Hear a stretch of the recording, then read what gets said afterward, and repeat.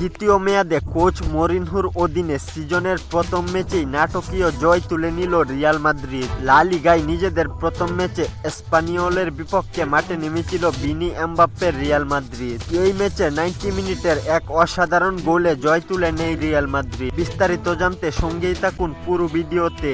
ম্যাচের শুরু থেকেই আক্রমণাত্মক ছিল রিয়াল মাদ্রিদ। মাত্র 9 মিনিটেই জুড বেলিংহামের গোলে এগিয়ে যায় তারা।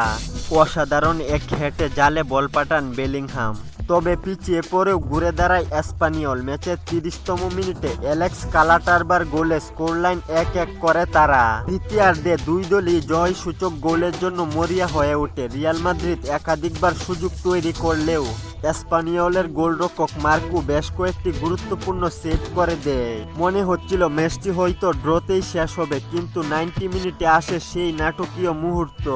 ম্যাচের শেষ মুহূর্তে গোল করে কার্লোস এসপি রিয়াল মাদ্রিদকে 2-0 ব্যবধানে এগিয়ে দেন।